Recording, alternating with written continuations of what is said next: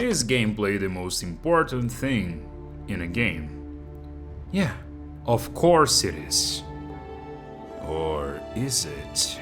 You see, an interesting thing about game development is that many of the most groundbreaking gaming experiences are beloved not necessarily for their gameplay, but for something else. A different concept that made it special in the first place. And these artistic games most of the time does not carry riveting gameplay, because that's not their point. Take Journey. If you're old like me, Journey was never talked about for its mechanics. Back when it released, it was a unique experience to be shared online with other people without verbal communication. And those feelings were carried through the music, or the simple yet gorgeous scenery. Or if you're ancient, also like me, you take Shadow of the Colossus, arguably the #1 artistic experience of all time. The controls were just awful and the game ran at 15 FPS constantly, because the hardware was limited at the time, even if it is still the best console to date. But nobody gave a shit back then, because the game gave you this. The atmosphere, the scale, the terrible nightmares I had with Dirge when I was like 7. So the question changes. If gameplay is the most important thing, why some of the most loved games of all time aren't remembered for them? And this gets somehow even worse when I look at my own favorites. Even when I believe games should be games, I still love stuff like BioShock, where we are fed with free-to-walk cutscenes and half the experience is just listening to constant audio logs. And I love them. All the problematic story Andrew Ryan brewed in one of the most gorgeous cities ever designed. Or even Catherine, which carries a heavy distinction of non-stop cutscenes and dialogues for most of its run, then abruptly sends you to a nightmare where you solve puzzles and answer obvious questions. If the person you loved was interested in paraphilic infantilism, what would you do? I'm sorry, what? Or even The Wolf Among Us, where like any other Telltale game you are bound to simply pick dialogue options, move incredibly and painfully slow, and suffer through QTEs for some clunky fight scenes. And I could branch this even more at like Danganronpa, or literally any other visual novel which are simply books with occasional input. So clearly I don't need constant gameplay to enjoy a game, like a zoomer who needs constant stimulation. Nor do I think it is the deciding factor for it to be a good experience. But there is a line, one which I don't see many discuss. A line not on how much gameplay there is, but whether the game still needing you as the player of it. Because gameplay isn't just mechanics, it's essentially participation. You can indeed boil down to the concept of pressing buttons, but you can also broaden that view and include the idea of choice,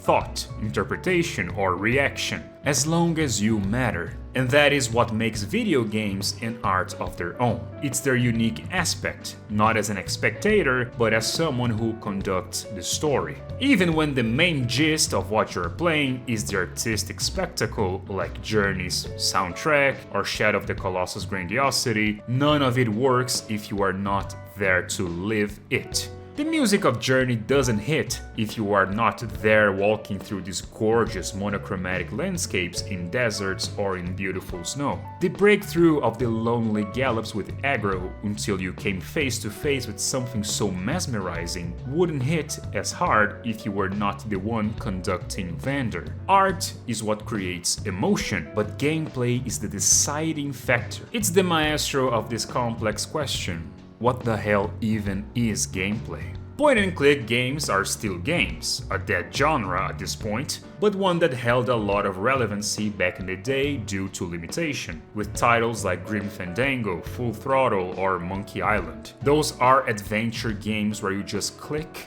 and listen to stuff for most of the time. So that begs the question, does pressing a button to forward a dialogue equates to gameplay? Those long walks across Azeroth, does those count as gameplay? Or even whole games like Stanley Parable or Amnesia, A Machine for Pigs, who are essentially just walking simulator, does those equate to gameplay? Are the who only play games with balls or guns right after all?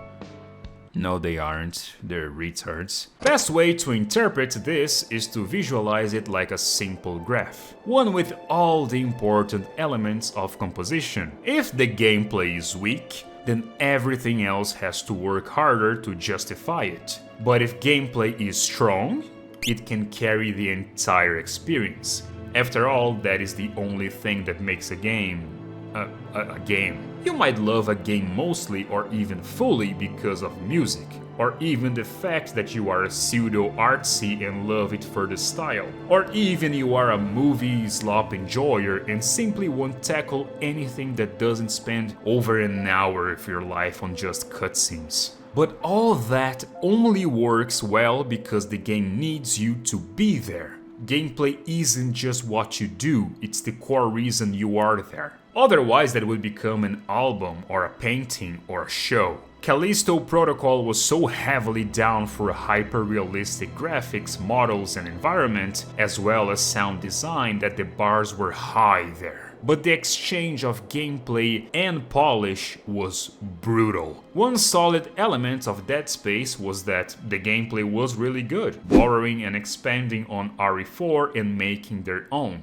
But Callisto Protocol couldn't deliver. No matter how good those things were, they needed the gameplay to be better. If it was just a little bit less repetitive, clunky as well as less buggy, and better performance, it wouldn't have been as poorly received. That, or if they amped the terrible story to a higher level to overcompensate its flaws. Vampire Survivors, on the contrary, is a basic auto shooter with a simple pixel art style, repetitive music and so on. But the gameplay is the reason you're there. And it still rocked tons of players. It is a phenomenal dopamine loop made entirely with minimalism. Even more proof that gameplay can carry everything. But remember this, a game with low gameplay can work. Something self-contained like Stanley Parable is totally plausible. It is an experience of their own. Nothing screams complexity, it just knows what it is and what it wants to be. Just like something with so much investment and a huge budget like The Order 1886 simply isn't. Half the time you're watching, half the time you're stuck with one of the most boring third-person games to date. Completely clueless. Yet another title like Callisto Protocol that couldn't deliver on anything if not spectacle on its time.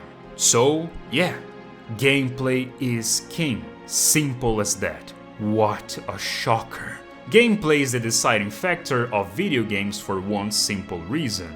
They are simply way too vast. They are capable of doing everything or anything. Of course, to certain levels of quality, let's not act as if something that does everything will always be coherent. But that's why they're special, because they ask something from you as the player of them. Games are art, and like any art, they should be challenged, criticized, pushed forward, so they don't fall into safe, forgettable mediocrity, terrible pieces of media, or borderline crimes against humanity. And no matter how much they evolve or change, they will always be the medium that will make you a part of it. And that is why we care about them. That is why we care for them, and why we will always love them.